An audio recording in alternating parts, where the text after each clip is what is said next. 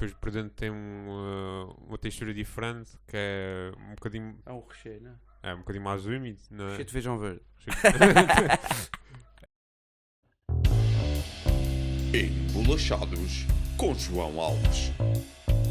O mais completo podcast sobre bolachas. Ok. Bem-vindos a mais um Embolachados com o João Alves. Tenho que falar para aquela câmara. A tua câmara é essa aqui. Hoje temos o Pedro Alves, o meu primo, convidado. Estamos aqui em casa dos meus pais, no escritório. Um espaço que eu escolhi para instalar esse novo equipamento de som. E também vou tirar os sapatos.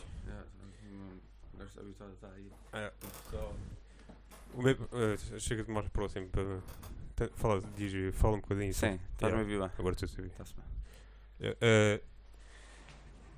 Então, o meu primo, ele está a estudar em medicina chinesa. Ainda não acabou o curso. Não acabaste o curso? Tá? Não, quarto bom. Estás no quarto? Sim. E já o conheces, pronto, desde que tem memória, né? E pronto, estamos aqui então nesse espaço. Como é que tu estás? Estás bom? Estou bom. Fala mesmo. Dormi uma cestinha. Vamos vir para aqui. Depois de comer um bela carne guisada. Não estás com muita fome? Então, Não, por isso é que são os liga que está mesmo a calhar. estás Para digerir essa carne guisada. Mas não comi sobremesa. Ok, ia-te perguntar aí. A gente hoje temos aqui uma coisa que não é bem uma bolacha. Ixi. Isso é a câmara? É a minha? Não, Ah, ainda está gravando. tá. Essa parte. Temos aqui um pequeno acidente com a câmara. Problemas técnicos. Tem aqui umas notas, tipo, normalmente eu tenho aqui uma lista de cenas. Uhum. Tipo, nem faz sentido. Uns guidelines. A primeira é tipo, dai um berro para ver aqui como é que está o microfone. Oh! Mas ó, Oh! está fixe. Isso é coisa do. Oh, olhem! Não, primeiro estava a falar dos biscoitos. Sim. Não são biscoitos, são bolos japoneses tradicionais. Tá? Exato. Aqui. Tu compraste isto, porque eu pedi que comprasses isto porque eu queria diversificar um bocado na emenda, né, do programa. E pedi-te para trazer um daqueles biscoitos da sorte que vinha um papelinho lá dentro. Sim, não encontrei. Não havia desses. Trouxeste outros que também são tradicionais lá de. Esse é do Japão. Isso é mais do Japão, é. E por causa que conheci esses de. Pá, vi isso uma vez no anime. Aham. O gajo tinha superpoderes e transformava-se num biscoito. Que era muito. Transforma-se num biscoito. Para verdade, é perigoso. É porque é muito grudante. É tipo. Muito viscoso, né? Tipo, Sim. por acaso nunca Nunca provaste? provei. Já provaste? Eu já provei, não esse sabor. Eu já provei um de sésamo.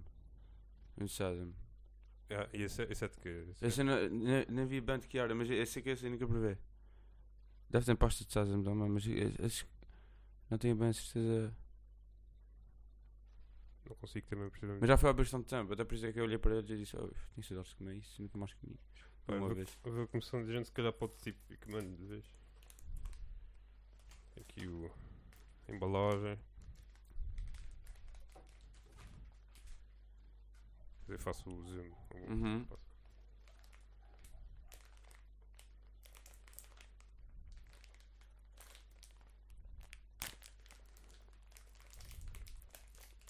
Tirar as cenas da embalagem é sempre um processo. E depois são cheios de embalagem.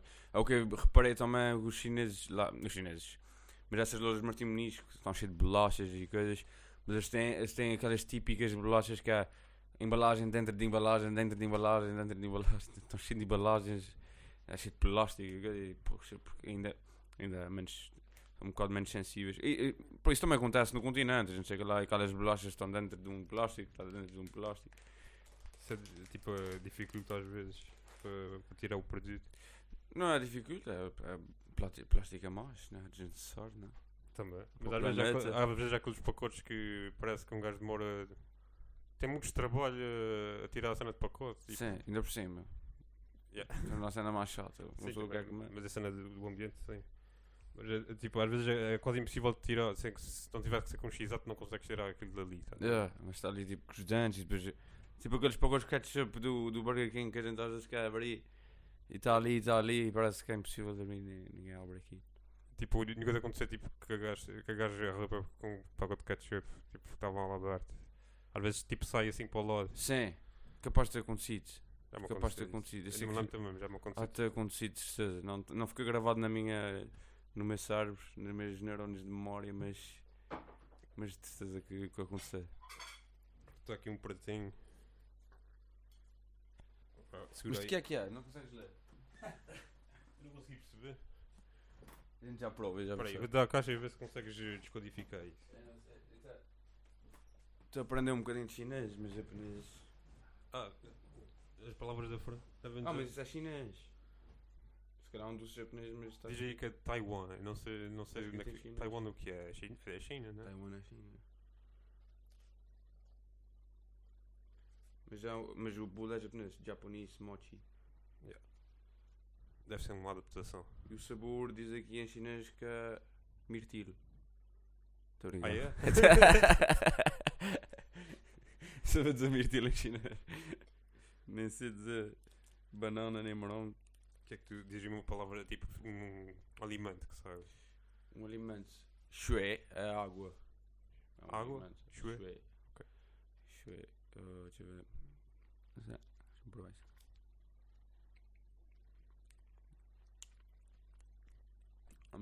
Viscoso. Só uma cena que eu estava a pensar em incluir era tipo comer ao pé do microfone. Para sentirem o quão crunchy ou a textura. Para ouvirem a textura do bolo. Ouvir a textura. Uma troca de sentidos. Ver a textura. É de laranja. Ah. Dá para ver a textura, na verdade. Eu aqui acho que estão a ver a textura. Podemos ter trocas de Eu sentidos. vou tipo fazer agora o Já é assim. close-up. Dá para ver a textura. Portanto, parece mais duro. Tipo, parece que Ouvir a textura. Não dá para cheirar a textura. Yeah. É laranja. Tangerina. Não, é um citrino qualquer. Estou a tentar perceber.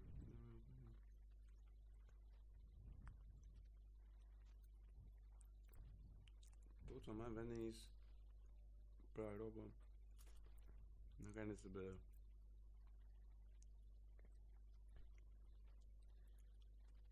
Não sei. Isso parece uma gelatina misturada com massa. Não sei. Parece uma cena. É massa de arroz, acho eu. É massa de sésamo. Ok. Mas, Massa de sésamo. Né? Não me engano. Tem feijão verde. Feijão verde, linha Ah. de início. É feijão verde e soja. Mas como é que tiram de feijão verde uma cena dessas? Sim. Amendoim, sésamo, noz. Poer. Tipo, Arroz, a massa é de arroz glutinoso. arroz glúten. O que é que eles fazem?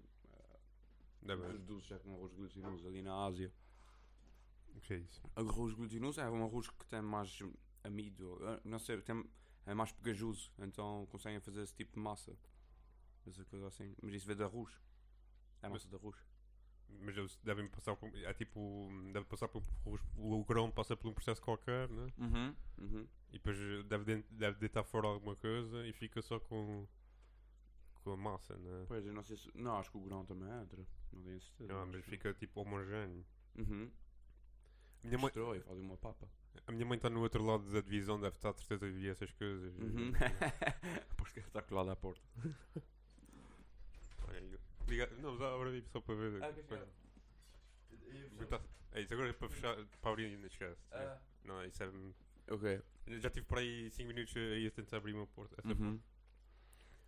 Trouxe aqui também umas agulhas da acupuntura. E umas plantas. Depois, Eu ia começar a falar sobre tua atividade. Conta. E aí te perguntar, pá, que isso agora está a começar, é uma profissão que está a começar a crescer em Portugal. Sim. Eu não sei nos outros países, o que é nos outros No países, Ocidente em geral, incluindo faz todo o sentido. Estados Unidos também já ouvi falar. Os Estados Unidos cresce cada vez mais e cresce imenso. Porque, lá está, apareceu na Europa nos anos 80, mais ou menos, em França, principalmente. Medicinas mais orientais e isso que apareceu. Reapareceu, talvez, porque é uma coisa que já devia haver trocas aí nos séculos passados. Mas reapareceu e na altura, aos poucos, foram surtindo efeitos, né? As pessoas foram sentindo os efeitos e foi crescendo e hoje em dia estamos como na segunda onda. Porque a primeira onda veio também de uma medicina chinesa menos evoluída. Não é menos evoluída, foi uma medicina chinesa mais fraca que foi feita pelo governo chinês, assim para ensinar de uma maneira sistémica. Porque a medicina chinesa antes era ensinada de mestre para discípulo. Sim. E depois foi proibida na China nos anos 20, 1920, e depois em 1900 foi proibida a medicina chinesa com a chegada da medicina ocidental e tudo, porque a China queria se ocidentalizar. Ok. E Mas depois porque é que achas que houve essa necessidade do Ocidente de ir buscar essa medicina china? É porque faltavam alternativas? Ou... acho que não foi bem uma necessidade, foi tipo, apareceu e veio preencher se calhar um vazio. Lá está. E, pronto, essa necessidade vem do quê? Primeiro, vem de um bocado do esquecimento que a própria Europa e as medicinas ocidentais estão a ter em relação aos seus conhecimentos mais ancestrais, em termos de medicina, né? Ok. E que estamos muito focados na medicina de intervenção rápida, que é uma medicina que foi a medicina que evoluiu mais até agora, em termos de que é a intervenção rápida e que é incrivelmente importante e salva vidas todos os dias, que é a medicina alopata, que temos os antibióticos e tipo que podem parar uma infecção bacteriana que está muito avançada, ou estados febris muito fortes, ou alguém que partiu uma perna, ou que teve um acidente e está com os intestinos todos de fora. Tipo, essa pessoa precisa de um médico da medicina alopata, da medicina ocidental. A medicina ocidental incide muito no físico só, como incide muito na cena darwiniana e cartesiana, de que o corpo é uma máquina feita de peças, então temos que estudar cada peça e tentar resolver peça por peça. Então perdeu um bocado o sentido da relação entre as peças, e é esse o problema que vem da nossa medicina ocidental, é tratar doenças sistémicas, por exemplo, como fibromialgias, Por exemplo, entre outras. o que eu vejo diabetes, é que o pessoal pronto. tem muito diabetes. O que eu vejo é que o pessoal usa muito a medicina chinesa por causa das dores musculares. É o que a noção que eu tenho. Sim, sim. Não sei se é verdade. Mas o que eu vejo tipo na televisão, ou Sim. tipo, mesmo a própria agricultura, parece-me que o pessoal Acelera. queixa-se das costas, não sei o quê. Sim. Também mas pronto, é muito vasto. Mas essas medicinas energéticas. Eu gostei.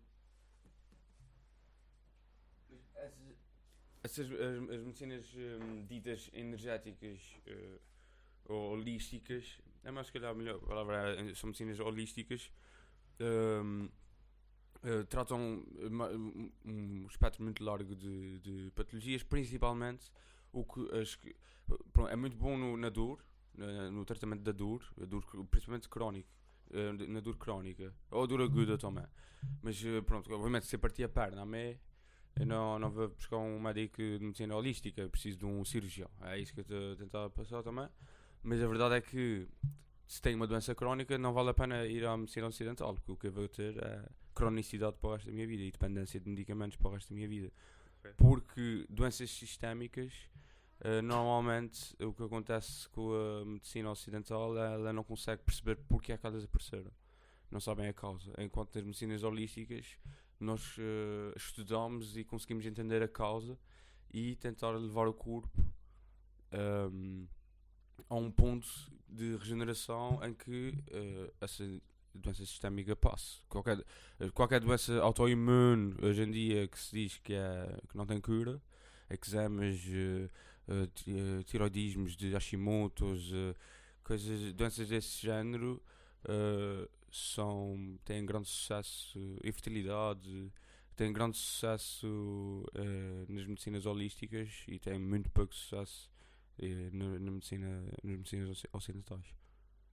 Da última vez que a gente se viu, acho que foi no Natal, falei contigo, tu falavas a mastigar de outra forma porque tinhas falado com uma pessoa que tinha-te dito que havia vantagens em mastigar de uma maneira mais lenta, ou seja, com a língua. Não era de outra forma, é só mastigar mais. Mastigar mais. É só sentir que está tudo desfeito antes de engolir. Fizeste isso agora com esse bolo ou não? Sim, mas isso também não tem. Mas já, isso até deve ficar tudo papinho. Porque agora, imagina a questão de. A maior parte das doenças digestivas vem de não mastigar bem os alimentos. A verdade é essa. Também pode vir de outras coisas mais emocionais e tudo. Mas as questões que podemos fazer a nível físico ao sistema digestivo é não mastigarmos bem o alimento e o que vai fazer porque a digestão começa na boca. Se não envolves bem o alimento de saliva, de amilase, que começa a decompor os hidratos de carbono, principalmente os hidratos de carbono têm que ser muito bem envolvidos pela amilase na boca, pela saliva, engoles. Se não envolveres isso bem, quando engolires, o estômago vai ser requerido muito mais ácido e muito mais trabalho ao estômago, e ele vai ficar viciado naquele trabalho, vai começar a agredir as paredes do estômago, vai começar a danificar o sistema digestivo. Porque a digestão é a maneira como a gente absorve energia do meio que nos rodeia, para além da respiração. Temos a respiração e temos a digestão. São as duas maneiras de absorvermos energia do meio ambiente. Pronto, também é claro que se a gente estiver num ambiente e veja uma vista bonita, também absorve energia e tal, o sol.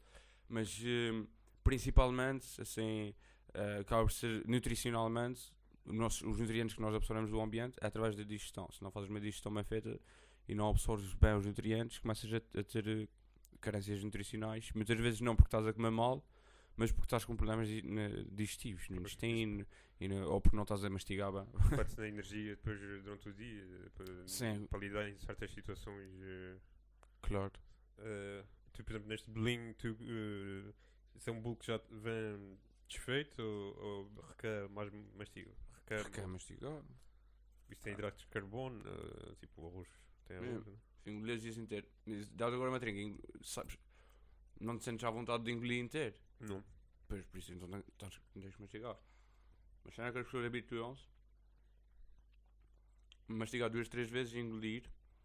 Então, o que só pôr na boca e engolir faz impressão. Para uma pessoa que mastiga até criar um bolo alimentar saudável, ou seja, um bolo alimentar tudo desfeito sem engolir, se ela tiver um mínimo pedaço, uns pedacinhos ainda, não vai conseguir engolir, enquanto uma pessoa que está habituada a mastigar mal já perdeu essa sensibilidade. Dá 2, 3 trincadelas, normalmente por ansiedade, por falta de calma, por pressa de comer, por alguma razão assim, não mastiga com calma e não saboreia com calma o alimento, de maneira a que a digestão se faça com o menor gasto energético possível e da melhor maneira possível. Pois, isso é quase uma maneira de relaxamento, não é? Tipo, tentar comer. Sim, a gente normalmente come coisas que gosta.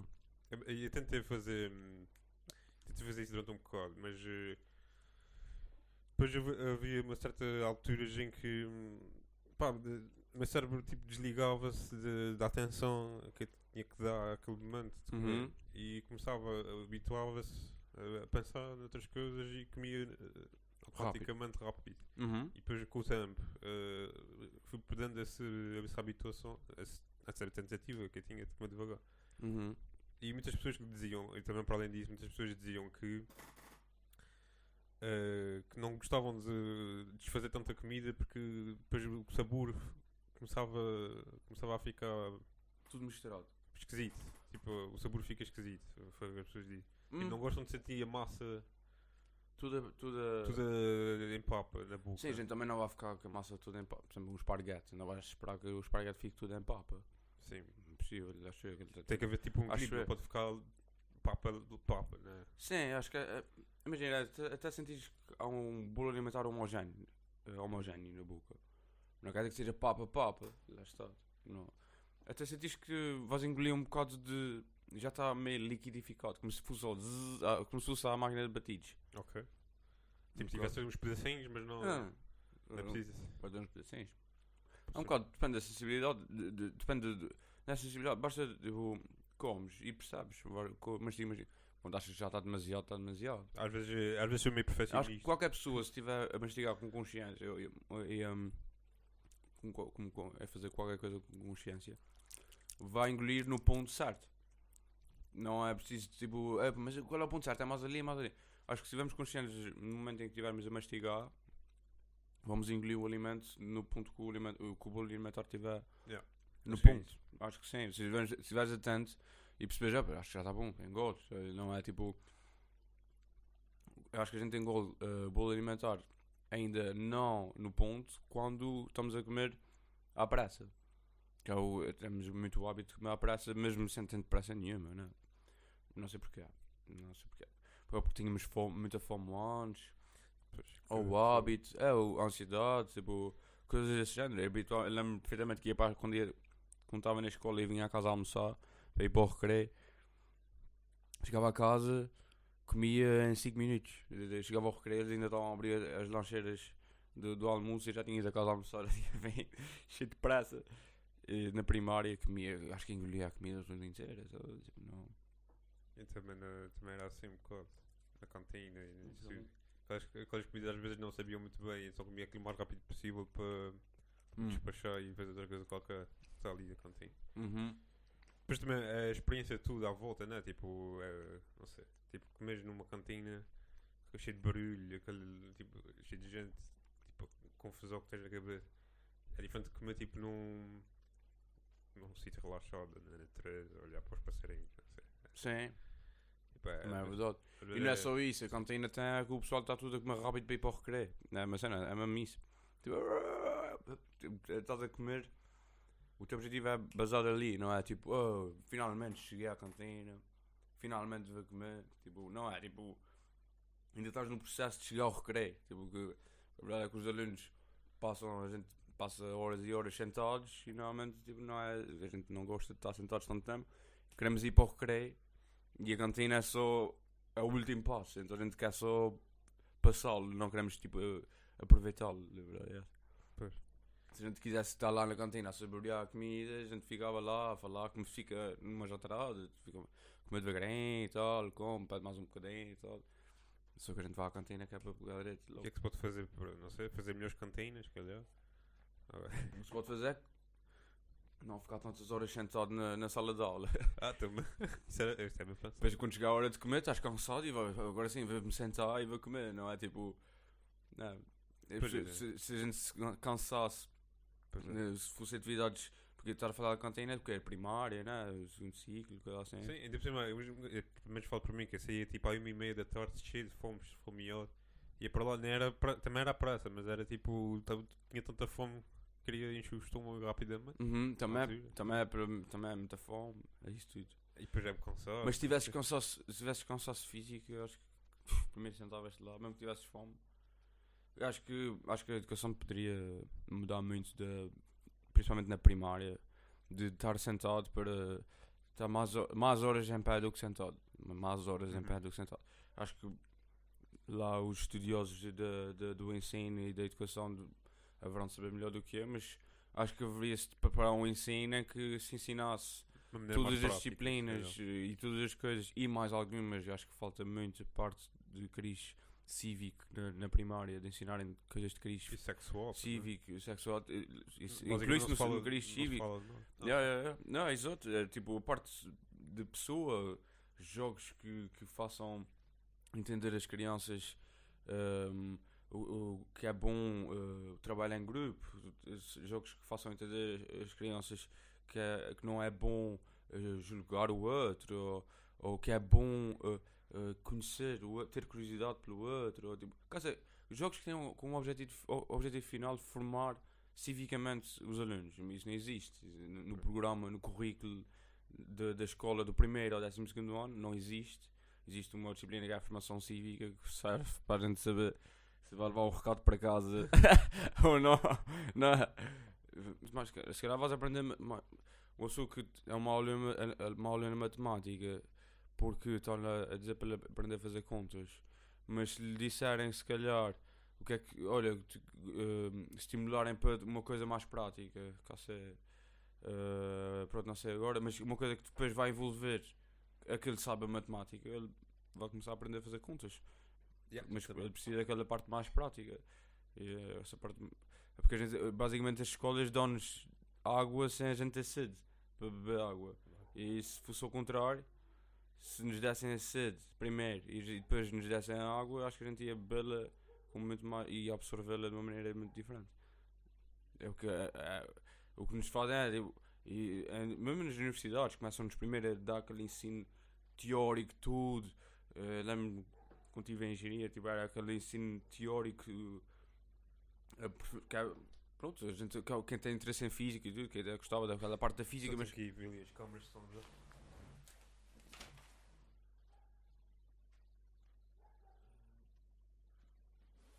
é mais um bocadinho das ligas.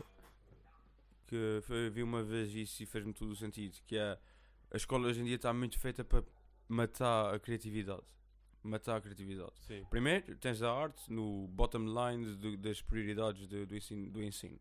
E o que eu estava a dizer há pouco é que acho que a arte é a parte talvez mais imaterial do ser humano, aquela que não conseguimos pôr. A parte mais evoluída do ser humano é a arte, é aquela parte onde a gente tem que entrar no abstrato porque não consegue pôr no concreto. Então acho que a arte é o mais próximo do futuro, tipo, por mais abstrato que seja. Acho que é mesmo a música e tudo. Acho que é a tentativa do ser humano de exprimir o que está mais profundo dentro de si. E isso não se faz com a ciência, por exemplo. A ciência estamos a tentar descobrir muito concretamente o que é que se passa e leva-nos para a frente também. Mas a arte leva-nos para a frente de uma maneira muito mais interior da nossa natureza. Eu não sei até que ponto é que a ciência nos leva para a frente. Tipo, tem que haver uma ideia geral, não é? Tipo, a sociedade tem que ter uma ideia daquilo que quer com a ciência. Sim. Seja ela má ou boa, mas não faço a mínima ideia qual seja. Mas é que a arte depois tem aquela cena da criatividade. É porque não só não a escola dá cabo da importância que dá à arte, como dá cabo da criatividade num simples facto de abolir o erro, de punir com muita força o erro. E a criatividade vive do erro, não é? A gente para ser livres e trabalhar a nossa criatividade temos que estar livres de sermos punidos se errarmos. Nem sequer é bem correto dizer que uma criatividade pode estar errada, mas tipo, não, o erro, a gente erra e é logo punido. Eu conheço um comediante que se chama Norm Macdonald, que uma vez disse que deixou de ver arte porque uma vez vi um quadro que estava tão bom que apaixonou-se pela rapariga que estava representada naquele quadro e tipo teve uma crise de tipo, apaixonou-se tipo, e sabia que nunca podia estar com ela e porque o quadro estava tão bem feito e tipo entrou em depressão. E a partir daí nunca mais consegui ver quadros. Yeah. Incrível. Pronto, não, mas é uma prova viva do que é que uma peça que não é uma pessoa, se calhar, é uma tela com tinta. Cientificamente falando, há uma tela com tinta. Sim. Como é que, cientificamente falando, a ciência não explica porque é que ela tem a tela com tinta tem essa reação tão forte no organismo. Também depende depende da sensibilidade de cada pessoa. Às vezes a própria arte não é bem a peça, mas é tipo a sensibilidade. Mas isso trabalha-se daquela pessoa que vê a peça. Isso estimula-se. A cena que hoje em dia temos pessoas, aquela pessoa é mais sensível à arte, aquela pessoa é menos sensível à arte, mas tu educas uma pessoa a apreciar uma peça de arte. Sim, mas até que ponto é que tem que haver um equilíbrio, né? Tu também não vais, não sei, né? Tipo, mas há uma pessoa que supostamente que deves ensiná-la a ver arte, mas também que para um pitch stamp em que não seja tipo vê uma vez e fica tão arrebatado de ver aquilo que nunca mais vê. Sim. Tipo, há que haver tipo uma educação que não seja demasiado desconto, não é? Não sei. Mas isso já não tem a ver com a arte em si, isso tem a ver com ele não sabe lidar com a sua sensibilidade. Ele tem que ter mais sensibilidade para saber lidar com a sua sensibilidade. Ele tem que perceber que é sensível, mas em vez de ser sensível e fechar-se, ele tem que perceber, eu sou uma pessoa sensível. Primeiro, ter consciência disso e ter sensibilidade para lidar com essa sensibilidade e não mergulhar nela. Tem que criar barreiras, não é? Tem que criar certas barreiras à sua sensibilidade para... Barreiras não, ela tem que saber lidar com ela. Tem que saber domar a sua sensibilidade. Tem que saber não se identificar a 100% com ela.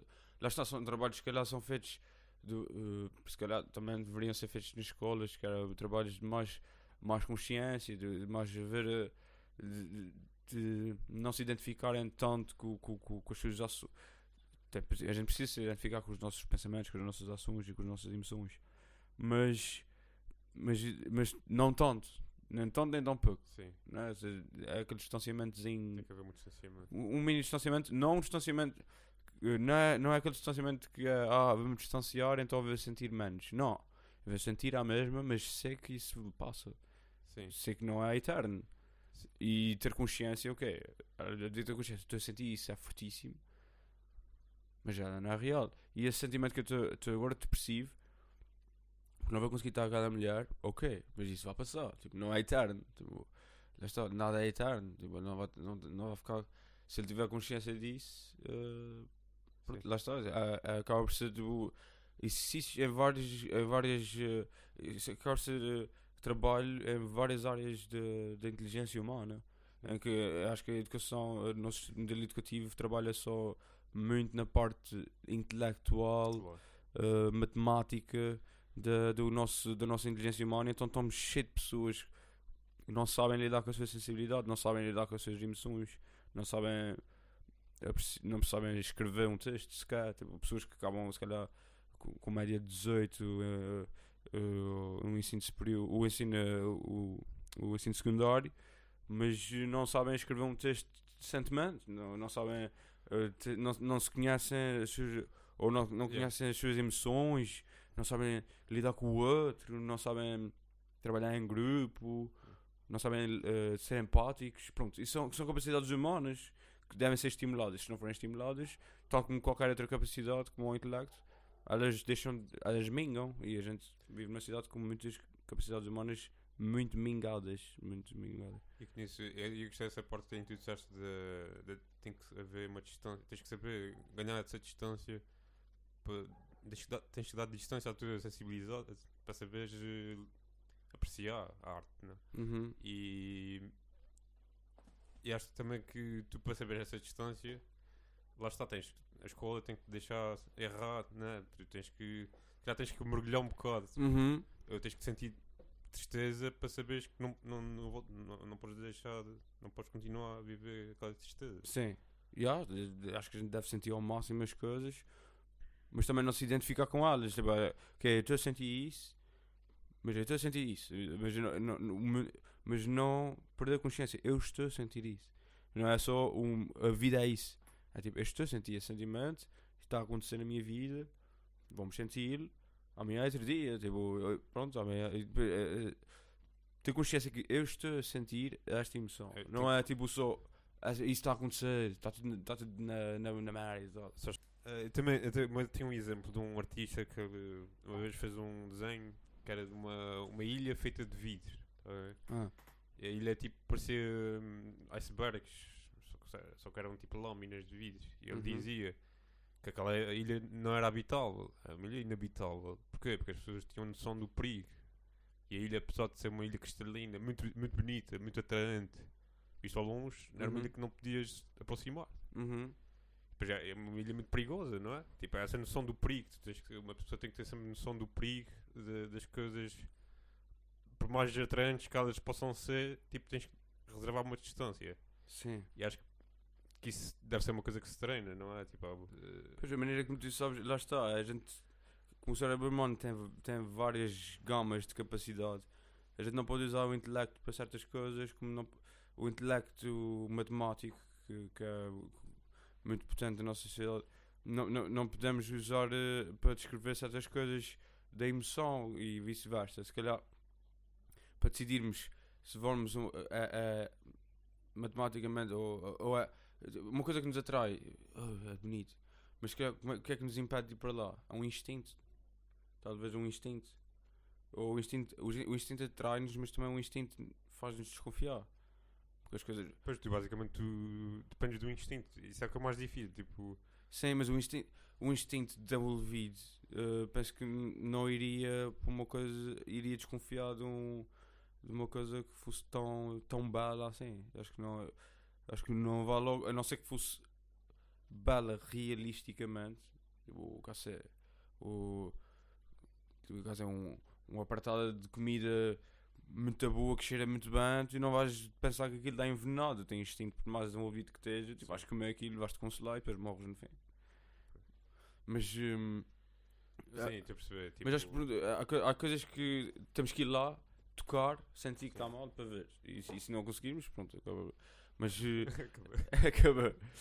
Mas também há coisas que há certas decisões dessas que nós não sabemos tomar assim tão bem, porque a nossa capacidade cerebral não está bem. noutras áreas como não está estimulada como deveria estar. O cérebro humano e a capacidade humana é muito grande e depende muito do estímulo que tem ao longo da nossa vida, e acho que é muito óbvio que temos muito pouco estímulo em várias áreas cerebrais. A maior parte das pessoas, não estou a dizer que todos temos um bocado, a ligação à natureza, a intuição, a inteligência emocional e isso tudo, nós vamos tendo, mas eu acho que poderíamos ter bem mais. Ok. Então, queria voltar aqui ao assunto dos bolinhos. Sim, já comi 2. Aquilo que a gente normalmente deu uma nota a cada bolacha, só por gosto de dar notas. Queres uma nota de 0 a 10? Não, eu queria primeiro. Depois já vou sentir triste com a outra levar 9. Coitado do mochi japonês. A pessoa que fez o mochi japonês. Mas eles são todos assim, é sempre essa textura. É. Uhum. Pronto, então tem tipo uma camada por fora gelatinosa e assim com revestimento. A foto está bem diferente do interior. Está mais branquiçosa. Tá. Normalmente, olha, fica tudo misturado, estás a perceber? Fica cheio de recheio. Ok, Sim, é tipo, parece uma gelatina, mas uma gelatina mais seca. Por dentro. E mais. Não, por fora, mas estica. Parece aquelas gomas, tipo. Aquelas baleias, todas aquelas baleias azuis. Aquelas baleias. Mas só que mais fofo. Mais fofo. Mais fofo. E bastante fofo. É tipo, trincas e sentes aquela fofo encher-te o céu da boca assim. Sim, um preenchimento de. Preenche as coisas tudo. Uma coisa assim. Isso é que é interessante, porque eu não vejo isso em mais doces nenhum, já é mais nessa cena. Acho que é dessa massa de arroz. Essa massa de arroz gelatinoso. Depois por dentro tem uma textura diferente, que é um bocadinho. É um recheio, não é? É um bocadinho mais úmido, não é? Recheio de feijão verde. É um bocadinho mais úmido e depois tipo, criamos assim uma combinação, né? Tipo, tens a condada dentada que faz tipo pronto, sentes aquilo que está ali. Sim, é mais fofo. Duas camadas diferentes. E depois é mais líquido. E não conheço muitos mochis. Epá, se food. Eu tinha comido mais um. Tinha comido outro. Eu comi 2 vezes. Um de sésamo e agora este. Qual preferiste? O outro estava mais parecido com a caixa. Que se vê na caixa. Preferiste o outro? Tenho que ver qual é a marca. Ok. Era de sésamo. Mas Então, eu gostei desse também. Também gostei. Isso não é uma bolacha, isso é um programa sobre bolachas. É mais um bolo, mas na mesma. Mas achei que. É um cookie. Não é um cookie. Mas parece que serve o mesmo propósito que uma bolacha serviria. Tipo, não é tanto um bolo, mas tipo um brigadeirozinho, mas parece que é mais bolacha de brigadeiro. Que o brigadeiro suja as mãos, não sei o quê. Sim. Esse parece mesmo parece que é comido como uma bolacha, mas tem uma textura de bolo. Ah. E pá, eu gostei. Vou comparar com outra bolacha. Pá, por ser tão exótico e tão diferente e tão singular, dava se calhar um 8. É diferente. A cena é essa, ele é mesmo diferente do resto das coisas. E eu gosto muito da textura. O que eu gosto mais desse doce é a textura. A textura é mesmo que ganha. O resto é bom, mas a textura é um 10. Tá? O sabor já nem tanto, mas a textura, em termos de doce, o que eu gosto é um 10. Mas agora, tendo no cômito geral, talvez dê-lhe um 7,85. 7,85. Também também queria dizer que pá, que nutricionalmente não parece assim uma bolacha muito enjoativa. Tipo, Não é aquele doce mesmo intenso. Não. parece uma. Tipo, os ingredientes parece que é uma coisa que não é pesada, não é? Não sentes aquele peso. É verdade. O gajo sente-se bem, sente-se. Não é, até porque tenho um bocado de sensibilidade ao açúcar. Quando eu como uma cena muito doce, dá-me mesmo uma branca. Fico mesmo. Não sabia. Às vezes tenho que me sentar. Naquelas babas de camelo mesmo potentes que o pessoal mete 2 kg de açúcar. Eu como 3, 4 colheres depois. Mas parece aqueles primeiros choques. Aqui as plantas. Umas plantinhas, por acaso também. Deixa-me ver se a câmera está on. Posso espalhar aqui algumas e depois ponho.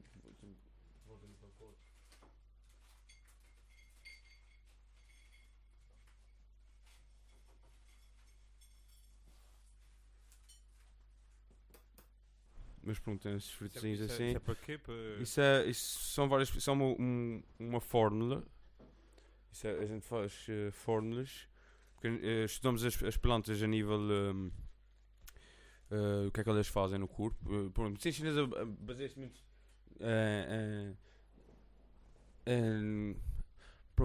É como se fosse uma visão fratal do universo, em que vai desde o macrocosmos ou microcosmos do organismo e até à célula, e depois simplifica um bocado na parte de que é, nós temos calor, frio, umidade escura e vento. São as 5 coisas: calor, frio, umidade escura, vento. Sim. A umidade pode se transformar em mucosidade e tal. E depois o corpo pode ter mais calor, mais frio, mais calor em baixo, mais frio em cima. Podemos também dizer que o coração, depois, o calor e o frio, porque é que está frio o calor, a gente vai percebendo. Se calhar é o déficit energético do coração, ou é do pulmão, ou é déficit energético do sistema digestivo, ou é excesso energético do fígado, ou, pronto, etc. De acordo com os nossos diagnósticos, temos plantas que equilibram esses excessos e esses déficits Isso é no para corpo. fazer num remédio, tipo uma papa?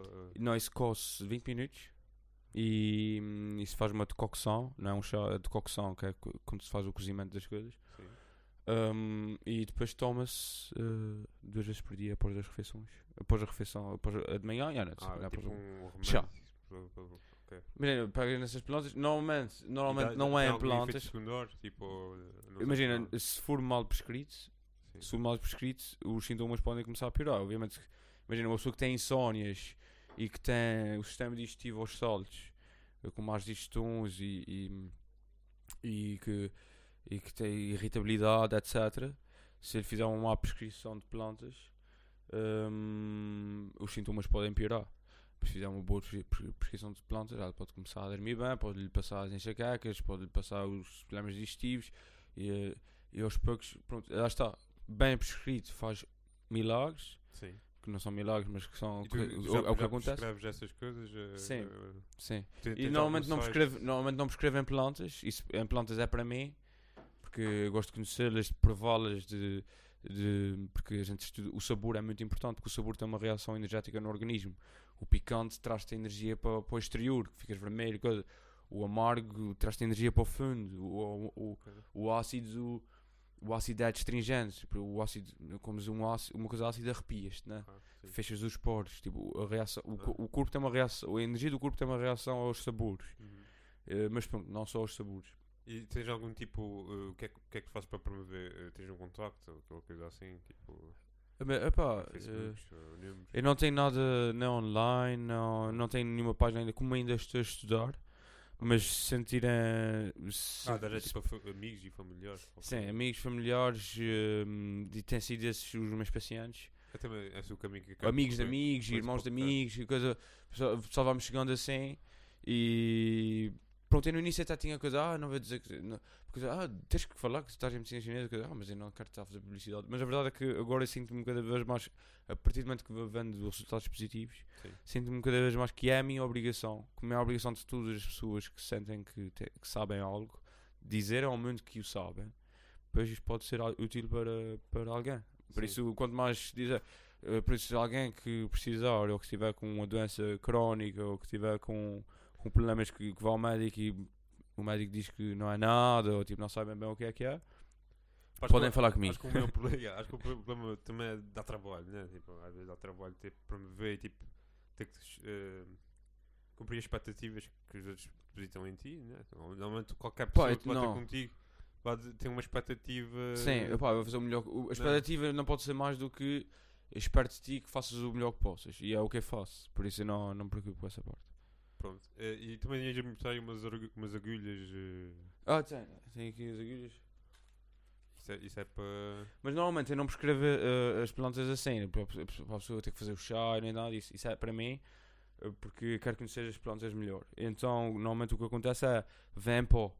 Isso é desfeito em pó, lá no sítio, por acaso, é Azeitão que fazem isso. Sim. Um sítio que se chama Yaudau, que é onde eu encomendo essas plantas. É Azeitão, perto de Lisboa. E Mas é cultivado lá, essas plantas. não, eles têm os seus fornecedores, mas são bons fornecedores. Essas plantas são certificadas e é tudo de boa qualidade. Não é plantas que se encontram no Martim Moniz, que também se encontra muita planta dessas no Martim Moniz, por exemplo, Sim. mas que não têm certificação nenhuma, então tipo, têm propriedades muito mais fracas. Ok. O que acontece, quando eu escrevo, normalmente para facilitar, é em pó. E a pessoa simplesmente mete água quente e mete 3 colherzinhas em pó, dissolve depois de comer e bebe. Não tem que fazer chá, não tem que fazer nada disso, não tem esse processo tudo. Eu acho giro e tipo, para conhecer melhor as plantas, faço isso eu, mas normalmente as pessoas não têm. Aqui está a agulha, normalmente as agulhas vêm fechadas, eu agora acabei de as abrir, a gente abre assim, e a agulha tem a grossura basicamente de um fio de cabelo. A agulha. Isso é mesmo para entrar na veia, não é? Na artéria. Não vê, não, isso é outras agulhas. Ok. Isso é a galera do cavalinho. É bem então é para o tendão, é isso? Não, Não é? não Também tem não? nada, o tendão é muito doloroso. A entrada, a agulha não é suposto doer a entrar. Então, se isso toca no tendão, dói bastante. Então onde é que toca? Isso vai entrar nos canais de energético, normalmente é no espaço. Normalmente os cirurgiões sabem o termo fáscia, na fáscia. A fáscia é um tecido membranoso, piezoelétrico, que envolve todas as fibras musculares, todos os órgãos, está pelo corpo tudo, e é no espaço entre elas que existe, é nesse espaço que se chama o interstício, que foi considerado um órgão há pouco tempo, que entra a agulha. E é nesse espaço que circula supostamente o chi. Foi considerado um órgão há pouco tempo, o interstício. Okay. Não há muitos anos, é coisa de 5, 6 anos. Foi considerado um órgão, antes era só considerado um sítio, um espaço. Agora é considerado mesmo um órgão, porque acontece muitas trocas lá.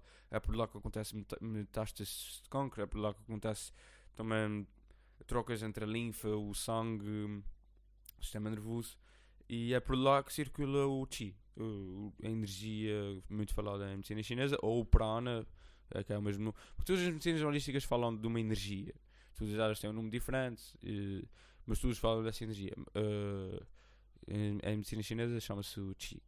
Em medicina japonesa é o ki, o indiano é o prana, o havaiano não sei qual é. Tu achas que esse tratamento tem influência psicológica ou é só uma O placebo. Estás a falar do placebo? Não é isso. Mas também pode falar disso, mas Ok. estava falando era se esse tratamento, para além das melhorias físicas que tem, não é? Uhum. Normalmente trata coisas físicas. Não é? Achas que também condiciona a psicologia da pessoa? Sim. Já tive, por exemplo, uma paciente em que lhe fiz o tratamento e e ela não é nada de chorar nem nada, mas ela diz, eu cheguei ao carro e por causa daquele tratamento eu fiz, porque há muitos, pá, a maior parte dos problemas vem a nível emocional e há muitas pessoas que dizem, tipo, pá, tenho que mesmo desbloquear o emocional, e desbloquear o emocional é basicamente, vais provocar o choro ou vais provocar, depende do emocional, se o emocional, se tens que desbloquear um bocado uma parte triste, ou se é uma parte mais de raiva, etc., ou provocas o choro, ou provocas que a pessoa nos próximos dias fique muito irritável, mas tu estás a trazer a emoção ao de cima. Sim. E essa pessoa já disse-me que chegou ao carro e começou, e tipo, teve uma vontade gigante de chorar, e disse, mas e choraste? Ela, não. E a cena era ter chorado. O suposto era tipo, a terapia era tipo, aquilo vem à superfície e libertas. E o choro é uma grande libertação, faz bem, tipo, nesses momentos. Tu achas que existe tipo uma espécie, a pessoa tem que trazer emoção, não é? Mas não pode trazer emoção todos os dias, depois torna-se quase um vício, né? Tem que haver tipo, tens que dar tempo para voltar a trazer emoção, não é? Tipo, não pode ser uma coisa. Sim, é que não é que nem é bem trazer emoção, porque a raiva a gente não pode estar. Não é uma coisa que possas é para começar a controlar, pensar numa cena que me irrita e a emoção, a raiva vem. Agora a cena é trabalhar, é tipo, ok, neste momento irritei-me, subi-me essa raiva sobe-me. E tipo, isso é um sinal para tu perceberes que tu estás a ter um comportamento inconsciente. Vem do teu subconsciente. Essa irritabilidade que te sobe assim num ápice por uma coisa que está a acontecer, não é, tipo, primeiro toma consciência, isso não é normal que eu me irrite tão rapidamente só por causa disso. Depois dessa consciência percebe, isso é o meu subconsciente. Vamos lá perceber o que é que se passa. Tipo, e então, basicamente, quando tens esse attachment emocional a certas coisas, são pistas onde resolver os teus problemas emocionais. É tipo, aquilo mexe comigo emocionalmente para caraças, todos os dias está-me a chatear. Mas é por ali, é ali que está uma pista. São pistas valiosíssimas para a gente para a nossa autocura. Mas isso, no fundo, a informação que tu ganhas, mas se calhar não podes fazer muito, tipo, tens a maior consciência, não é? Mas também se calhar não podes desfazer dessa raiva, não é? Tipo, não podes, não podes desfazer dessa, não é? Podes aos poucos ela vai perdendo força. É como se, porque imagina, quando é inconsciente de tua parte, porque é que estás a ficar, porque é que estás a ganhar aquela irritabilidade, porque a raiva é um assunto fácil de falar porque é uma emoção muito perceptível, que a gente irrita-se e fica vermelho, fica logo cheio de força, e tipo, quando tu começas a perceber da raiva a chegar e está a subir o porquê e conseguires desviar o foco para ela acalmar e vais tomando controle sobre aquilo. Então aos poucos aquilo vai perdendo o controle sobre ti, já não é subconsciente, é quase como se tivesses de reprogramar, porque quando estás a reagir com raiva a uma cena que não tem assim tanto razão para ter raiva, muitas vezes isso acontece com irmãos ou mesmo com pais que dizem-nos uma coisinha e a gente dispara logo, tá? Porque nos conhecem muito, mas não só isso, a gente já tem um programa, já está programados para reagir daquela forma àquelas coisas que nos são ditas, mas a gente pode reprogramar isso. Sim. Se tiver consciência que isso está a acontecer dentro de um programa dentro de nós, então a gente aos poucos reprograma e isso deixa de acontecer. Tenho dificuldade em dizer obrigado, não sei porquê. Tipo, eu sei que é uma cena que... É porque, não sei, mas eu tenho uma teoria.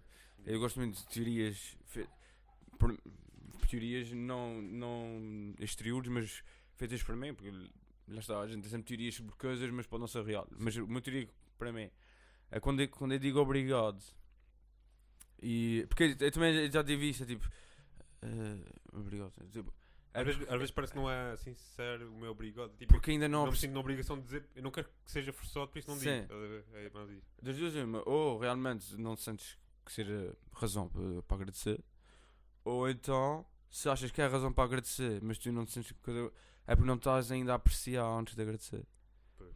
Porque acho que a gente deve apreciar, porque as pessoas dizem, deve ser grato e agradecer faz muito bem, mas agradecer sem apreciar está vazio.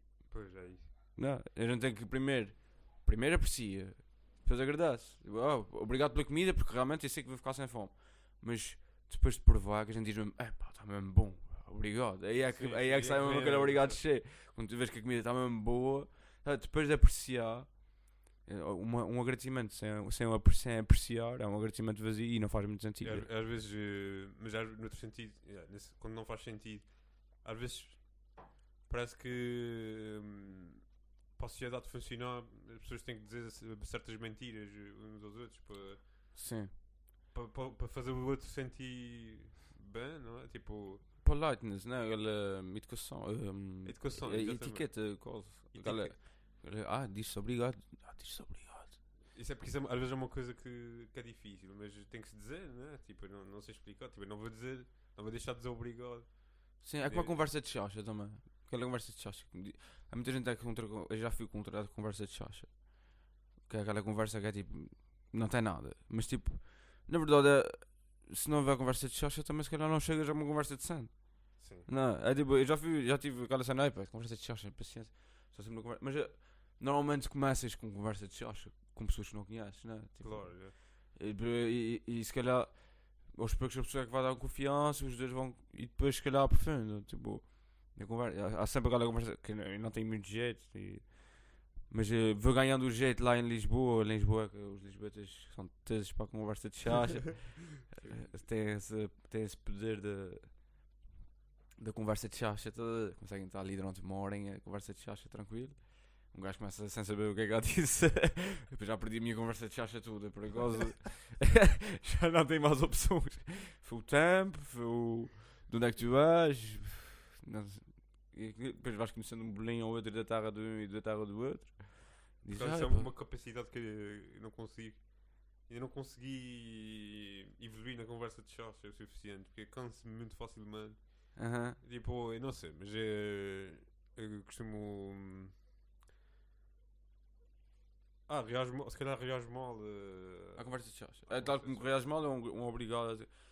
Mas é isso que eu estou a dizer, é igual. Aquela cena do obrigado simplesmente por etiqueta. E a conversa de chacha, tipo, são tudo coisas que não são honestas, não são tipo. Não estão.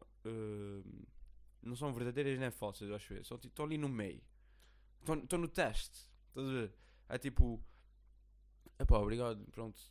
Não sei bem se gosto ou não, mas tipo coisa. Mas digo obrigado e tal.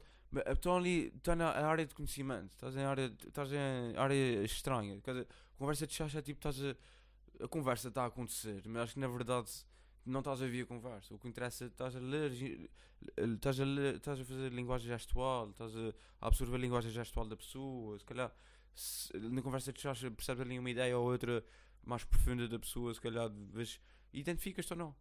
Pela conversa de chacha consegues perceber se te identificas ou não com a pessoa. Pronto, e de repente não te identificas e aquilo fica por ali. Mas depois, imagina uma conversa de chacha que começas-te a identificar, tipo, com a linguagem gestual da pessoa, a pessoa solta uma gargalhada e tu gostas, e tipo, não sei o quê, tipo, olha para ele, tipo, aquilo, nisto não te aprofundas, sabe? Tipo, mas normalmente começa na conversa de chacha, pode não começar, mas normalmente começa. Pois acho que há que estar aberto um bocadinho à conversa de chacha, não demasiado, depois enjoa, né? Sim. Às vezes falta-me um bocado essa. Estou a tentar aqui buscar uma ideia. Que é, tu sentiste aberto a ter essa conversa de chacha, que é isso que estás a dizer, aprender a ter essa conversa de chacha, mas não de uma maneira que seja enjoativa, não é? Sim. Pronto. E que possas estar aberto também aos teus problemas sem de uma maneira demasiado forte para outra pessoa, não é? Sim, porque conversa de chacha até é que tu estás completamente na defensiva. Exatamente. Uma conversa de chacha é tipo, não me vou abrir, vamos só falar do tempo. Ninguém vai se abrir, tipo, mas é tipo, é isso, estão os dois na defensiva. A conversa de chacha é isso, as pessoas estão na defensiva. Depois, por exemplo, eu tive um exemplo uma vez, eu estava com amigos, a gente estava num sítio, a gente estava por acaso na Lagoa das Sete Cidades a ver, estava lá num sítio a olhar para a lagoa, pronto. E pá, eu estava bem ali, só que os meus amigos, era um casal, decidiram ir para outro sítio.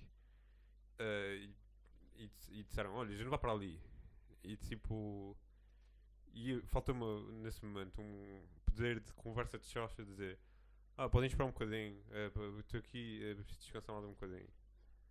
Tipo... Porquê? porque eu na verdade queria estar ali, tá a ver? Ok, Eu ok. não queria ir para ali, tá a ver? Sim. Só que falta-me aquele poder de negociação de... Por isso não é conversa de chá. Era com amigos teus. Sim, era com amigos meus. Sim. Tipo, eu fui demasiado radical e disse, pá, podem ir, fica aqui.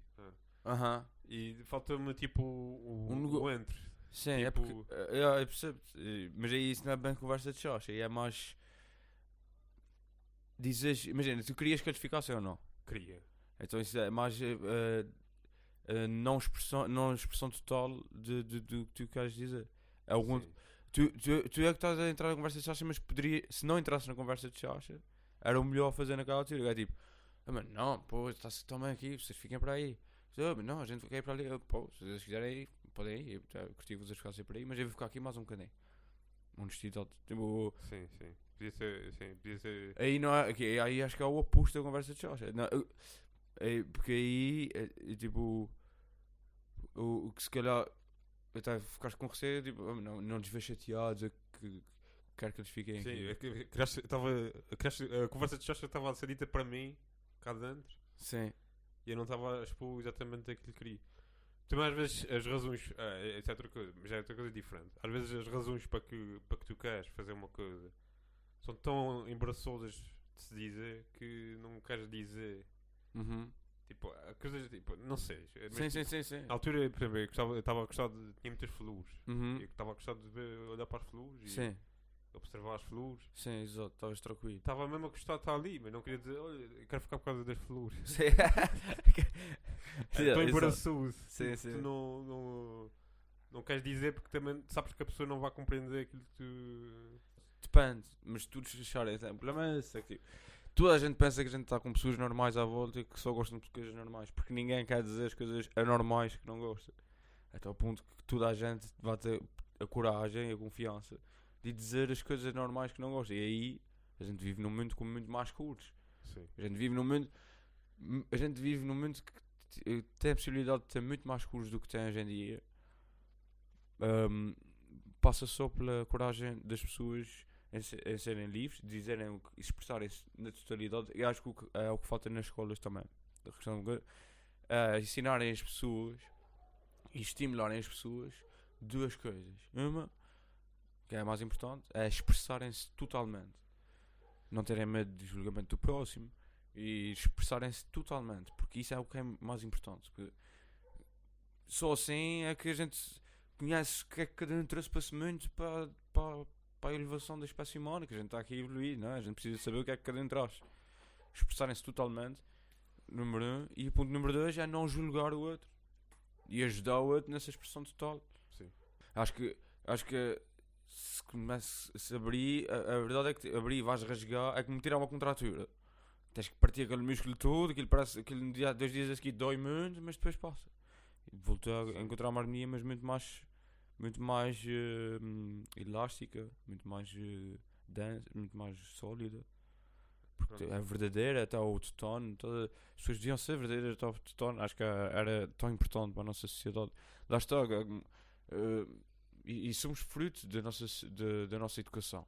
Da mesma maneira que uma rapariga que foi criada se calhar nos anos 40, que tinha imenso jeito para a música, mas que era meio retraída, que tocava se calhar no piano da tia, mas o pai disse, não, tu vais mas a cozinhar, não sei o quê, e começou a reprimi-la e tal, e ela nunca aprendeu música e ficou fechada em casa criou os seus filhos e tal, e tipo, e ficou reprimida nessa sua área, na sua expressão. Se calhar a mesma miúda, a mesma pessoa hoje em dia seria realmente uma grande pianista. Sim. E se calhar a mesma pessoa numa sociedade em que ou seja, estamos numa sociedade com muito mais cor do que era num período de ditadura de Salazar, por exemplo. Sim. Mas acho que temos capacidade de ir para um futuro onde teremos uma sociedade com muito, mas muito mais cor ainda do que temos agora. Basta continuarmos nesse caminho que é o caminho de respeitar e estimular a expressão total de cada um. E é o caminho, é só esse, acho que é só esse. E acho que uma pessoa que se expressa totalmente nunca é uma pessoa que vai tentar fazer mal ao outro. É uma pessoa que se sente livre, não se sente reprimida normalmente. Sim, sim. torna uma sociedade bem mais cooperativa. E não uma sociedade que, normalmente, quando Também- tu és reprimido, tu sim. queres reprimir o outro, Mas quando tu levas coisas. normalmente a liberdade, o que eu acho que existe é também, por exemplo, o vandalismo. É uma atividade de liberdade de expressão porque as pessoas estão reprimidas, não têm outra forma de se expressarem. Tipo aquele Sim. incidente das estátuas, Sim, sim. de meterem a estátua. Não, já não me lembro Não sei. exatamente o que era, mas Exato, é um ato de vandalismo qualquer. um ato de vandalismo é tipo, as pessoas não têm outra expressão sem ser essa, não é? E isso funciona contra os cânones da cultura que existe, definidas por velhos, tipo, já de gerações anteriores, que ninguém questiona. Que agora, tipo, um puto de 15 anos quer questionar porque sente raiva do pai e exprime isso, mas não só, também pode haver outros conjuntos de pessoas que achem que se deve que têm esse direito a expressar e não podem por causa dessa sociedade. E acho que isso é um bocado aquela garra, uma garra, né? Que existe basicamente, mas que as pessoas tentam esconder, acham que a sociedade tem que ter uma noção de perfeição e acham que não existem outras pessoas dentro que fazem parte dessa sociedade. Sim, há a noção de perfeição e há o esconder, aquela cena do ilegalizarem as drogas ou ilegalizarem aquilo, é o esconder o que existe, basicamente. É tipo, não, isso não existe, mas existe, tipo, não, tipo, é fechar os olhos a coisas que existem, Sim. ilegalizarem coisas. Pronto, nem sequer vamos entrar por aí, mas. Eu não sei o que é que quis dizer, mas tipo, acho que não sei bem o que é que quis dizer agora. Mas a verdade é que existe uma violência da pessoa reprimida para com. Ou seja, normalmente, Sim, normalmente a expressão vem da raiva, da violência, da repressão, da repressão, exato, e não é, Quem está livre, quem se expressa totalmente, Sim. qual é a necessidade que tem de fazer mal ao outro? Não tem. Tipo, não. É que nem. mas isso faz com que sejam mal vistos, muitas vezes, essa raiva, mas normalmente isso é a única maneira Exato. que têm de se afirmar, não? Enquanto que, mas também não acho que isso seja o suficiente, acho que tem que haver uma maneira de expressão que seja mais diplomática, consiga. Tens que lhes tirar só a repressão. Tens que perceber, ok, Sabe, mas quem é que aconteceu vai- aquilo. Mas isso é Tem que ser difícil. encaminhados. Lá está, por isso é que não sei se as prisões têm ou não, mas deviam estar carregadas de psicólogos e psicanalistas, estás a ver? A perceber o que é que se passou na mente daquele indivíduo para criar para cometer o ato de vandalismo ou o crime que cometeu. Porque acho que não é da natureza humana, sinceramente, que o ser humano é um animal comunitário, é um animal social, não é um animal tipo a chita, que se atravessas no território de cada, é um animal social. Ou seja, quando se acontece um crime, das duas uma, ou foi por necessidade, por ter que dar de comer aos filhos, ou a si próprio, ou foi por qualquer problema que pode ser analisado a nível de psicanálise e desconstruído e ajudado. A pessoa precisa de ajuda. E essa ajuda normalmente vem de repressão. Ou uma repressão ou violência que a pessoa que sofreu. E, tipo, a pessoa não se consegue expressar totalmente. E expressão, repressão. Quando não te expressas, estás-te a reprimir. Quando não te expressas, estás-te a reprimir. No momento em que tu queres te expressar e dizes não vou expressar isso porque isso está mal, estás-te a reprimir. E isso faz mal a ti, a tua emoção e ao teu metabolismo. Isso cria problemas de saúde. Que os psicólogos das prisões podem ajudar, podem ajudar os criminosos a desconstruir a sua psique. De uma maneira geral, tipo, tu vejas uma sociedade e tipo, vejas os chineses para um lado, os pretos para o outro, vejas a sociedade segmentada, não é? E vejo que existe uma maioria branca que oprime brancos. Estamos a falar da nossa sociedade, não é? Da nossa aqui, em Portugal. Em Portugal. E tipo, sim, em Portugal. Tipo, a única maneira que tu tens das outras etnias se exprimirem as suas culturas que trouxeram dos países dos pais deles, não é? Que trazem consigo, é que existe, tipo, não só vandalismo, né? Vandalismo é uma coisa que já deu origem a movimentos artísticos e tudo. Mas não só isso, mas também que seja, tipo, haja uma... Sim, o que é considerado vandalismo também. Sim, é questionável, mas também tem que haver uma certa institucionalização de certos grupos para poderem ter algum poder no governo, né? Para as coisas não serem... Para essa cena da política em Portugal está mais extremada agora do que estava antes. Uhum. Isso não vejo isso a ser combatido do outro lado. Eu vejo sempre o outro lado igual. Tipo, imagina, tens o Bloco de Esquerda, a CDU, não sei o quê, sempre muito parecido. Dramindo. E sempre estagnado. E vejo a direita tipo a caminhar num caminho mais. Porque o discurso do ódio sempre é o mais fácil, não é? Sim. O discurso do ódio é o mais fácil. O problema é que a sociedade já há anos já caiu nisso. Quer dizer, estavam mal. O discurso do ódio, que é o discurso normalmente de extrema-direita, do fechar, do fechar, basicamente, fechar as portas aos estrangeiros, aos imigrantes, aos outras etnias, julgar, tipo, estratificar, tudo isso, acaba por ser o discurso que muito fácil para ganhar votos. Agora, como é que uma esquerda, eu não sei, mas como é que a esquerda, apesar do discurso do ódio ser o mais fácil, mas como é que não tem sequer um discurso, tipo, de opções, de, não sei, modelos educativos, mas coisas mais práticas, em que as pessoas, mesmo os menos formados, as pessoas menos formadas, percebam, ok, isso faz sentido. Porque a verdade é que, tipo, por exemplo, quando falam, não é que seja anarquista, nem coisa que pareça, mas confundem mesmo a extrema esquerda máxima, com o oposto da extrema direita máxima é o anarquismo, né? O anarquismo é a extrema esquerda que nem sequer existe no Parlamento. Sim. E confundem muito. É que o problema da esquerda é que a esquerda precisa de pessoas com civismo para funcionar. A esquerda precisa muito da educação. A esquerda sem uma população educada não funciona.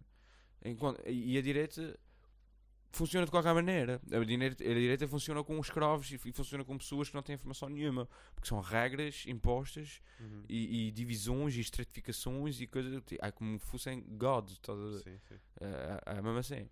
Enquanto a esquerda, por exemplo, o anarquismo que é muito ligado a bárbaros é o oposto. O anarquismo para funcionar e o idealismo que é a utopia da esquerda é o anarquismo. Mas o anarquismo não é. Porque a palavra anarquismo está muito ligada a caos. Sim. Mas o anarquismo não. O anarquismo está ligado a o anarquismo só funciona e só existe. E as pessoas, mesmo os próprios anarquistas, que não digo que seja o meu caso, né, mas tipo. Mas pronto, eu acho que o anarquismo é o desejo de qualquer humano, mas se vivermos numa sociedade de pessoas altamente civilizadas. Sim. O anarquismo só funciona numa sociedade de pessoas não só civilizadas, mas emocionalmente inteligentes, intelectualmente inteligentes, educadas a todos os níveis. Claro. Aí o anarquismo funciona, porque não precisamos de regras na coisa, porque toda a gente tem princípios. Quem precisa de regras se tem princípios? Se a sociedade... Se toda a gente tem princípios, não precisas de regras. Já é tal coisa da educação, não é? Exato. Por isso é que a educação, a esquerda precisa, ou seja, a esquerda tem que insistir muito na educação, tanto nas escolas como na sociedade em geral. Tipo, e em medidas que insistam em, apesar de serem medidas a longo prazo, o que é sempre difícil atrair votos com medidas que têm a longo prazo. Mas tens que incluir tanto medidas de educação, mas mudanças de educação de fundo, que é para tornar as pessoas mais cívicas, mais cultas, mais... Achas que isso vai nessa direção? Eu tenho a minha opinião. Acho que na minha opinião estamos num sistema completamente mais preocupado com o dinheiro do que com a educação e o cultivo tanto estético como científico da pessoa. Científico, pronto, está ligado também a... Pronto. Acho que o científico está mais evoluído com o estético. Sim. E acho que... Mas acho que o mais importante que o científico é essa tal necessidade do dinheiro. Que está sempre acima de qualquer coisa. Uhum. E acho que estamos a caminhar sempre para ir para esse caminho. Acho que não estamos a caminhar no sentido mais diverso. Ou seja, não estamos a diversificar muito. Estamos a criar Acho que alguns estão, não é? Mas estou a dizer de uma maneira geral. Eu acho que, exato. Acho que de uma maneira geral, olhando para a big picture, o que dá a entender, até porque o que dá a entender, o que nos chega pelas redes sociais, e principalmente o que nos chega pela televisão, dá-nos a entender que nem sequer há hipótese nenhuma. Estamos aí para o lado de economia, dinheiro, nem sequer ninguém, não há solução. Mas a verdade é que há várias coisas a crescer. E não é que estamos aí só para um lado, estamos aí para vários lados. Sim. Há várias coisas a acontecer, porque também há cada vez mais escolas com ensinos alternativos e que têm essa consciência de educar o indivíduo e não formar peças para a máquina. E há cada vez mais pessoas conscientes e cada vez mais pessoas a sensibilizarem e a viverem de uma maneira autossustentável, off the grid, ou 50% off the grid, ou tipo, não. Mas há um mundo green, verde, Sim. a crescer também. Ao mesmo tempo que este monstro de economia capitalista Sim. inconsciente a nível ambiental e que nos desliga completamente do nosso propósito nesse planeta também cresce com muita força, mas já o outro lado está a crescer. Agora depende de cada um de nós fazer a escolha. Tu também acho que... de que modo vives, de modo mais ligado é muito mais fácil de escolher é muito mais fácil de escolher o modo que a gente diz que está a crescer com mais força, é verdade, mas aos poucos vamos sensibilizar, e quando as crianças à nossa volta tentando poluir menos, usar menos plástico, aos poucos acho que o futuro é risonho, sinceramente, tipo, não. Eu acho que eu não concordo. Eu acho que na minha área eu vejo as coisas de uma maneira tipo da cidade, não é? Sim. Tu vês numa cidade, tu tens os exemplos de queres mais? Não, eu tenho aqui ainda. Numa cidade, se fores olhar para a história, na importância dos edifícios, não é? Antigamente tinhas edifícios que eram, por exemplo, tinhas os edifícios religiosos que eram muito importantes. Uhum. E que eram edifícios para a comunidade, não é? Não tinhas uma pessoa que se destacava. Uhum. Era um edifício para o público. Sim. E para a cidade, não é? À volta tinhas muita coisa que fascinava. Enquanto que hoje a sociedade evoluiu para que as torres dos escritores que sejam os grandes edifícios monumentais da cidade. Uhum. E tu normalmente nessas torres dos escritores tens no topo o escritor do boss. Uhum. Que tem vista para a cidade, melhor vista de todas, a cena mais poderosa que pode existir é seja estás no topo de um desses edifícios. Uhum. E acho que evoluímos nesse sentido. Eu não acho que estamos a evoluir no sentido de comunidade. Acho que estamos a evoluir no sentido de contrato, estamos a evoluir no sentido desse tal esquema piramidal em que tens os cá em baixo que levam com a merda. Sim. E os de cima o microfone.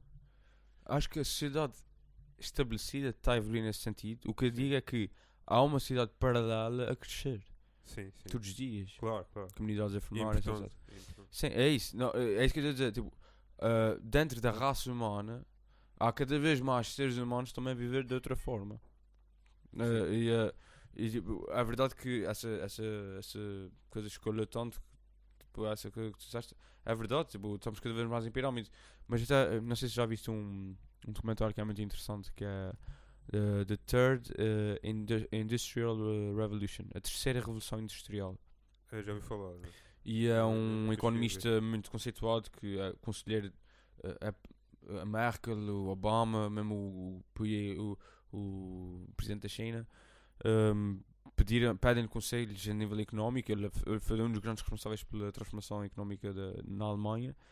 E ele tem esse talk de 2 horas e tal, com muito densa em termos de informação, e a visão dele é simples.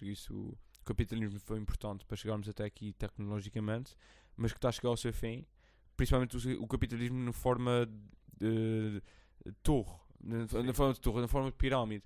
Ele diz que é um bocado óbvio na visão dele, que óbvio e necessário, que a pirâmide começa a cair e e o poder começa. Pronto, eu falo, por exemplo, as centrais energéticas deixarem de ser centrais energéticas, onde são dali sai energia para todo o lado, mas cada vez com o melhoramento das energias renováveis, dos painéis solares, etc., cada pessoa, cada casa vai ser uma célula de recolha de energia. Então a energia vai ser uma rede em que todos são participantes e consumidores, e não uma rede em que há que dá e os outros consumidores todos absorvem energia verde, e quem tem acesso hoje, amanhã o vizinho tem mais, tem menos, a freguesia ao lado tem mais, e essa rede monta-se. Sim. Porque a verdade é essa. A gente precisa de infraestruturas novas para isso acontecer, se quisermos continuar a viver assim em comunidades grandes como vivemos. Mas isso é possível.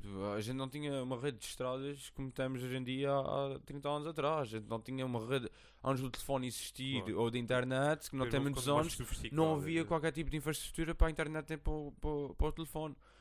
As infraestruturas, eu acredito que as coisas vão evoluindo. Há muitas e poderosas pessoas que não querem que essa pirâmide caia. Sim.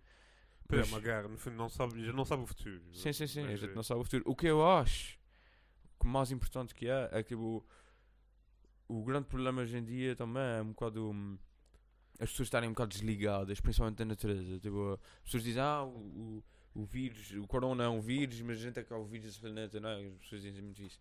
Eu vejo as pessoas não muito como um vírus, mas mais tipo como um cancro mesmo. É, tipo, não de ser o cancro ser mais grave que o vírus é menos grave, mas é que nós fazemos parte desse planeta, tal como um cancro. São células que fazem parte do nosso corpo. Sim. Mas o cancro basicamente são células que fazem parte do nosso corpo, mas que perderam a ligação com o organismo. O cancro é basicamente tens células que têm uma informação genética que é ok, eu estou bem aqui nesse corpo. Sim. Vamos trabalhar para que esse corpo sobreviva, e porque a sobrevivência desse corpo é a minha sobrevivência, o bem-estar desse corpo é o meu bem-estar. Isso é uma célula normal do nosso corpo a pensar. Uma célula cancerígena deixa de pensar assim. Sim. Muda o chip, e o que eu digo é, até porque a célula cancerígena, por exemplo, tem que comer muito mais, morre à fome muito mais rapidamente do que uma célula saudável do nosso corpo, porque ela desliga do sistema energético do organismo, energético e nutritivo. Então, basicamente, só se preocupa em reproduzir, sem saber porquê, então começa a criar massas deformadas, ou seja, começa a reproduzir de uma maneira a produzir e a querer chupar energia e nutrientes do organismo sem perceber porquê, está desligado. Ou seja, eu acho que o ser humano hoje em dia está desligado do organismo a que pertence, que é o planeta Terra. Vou ter que acabar, vou ter que trabalhar agora às 6.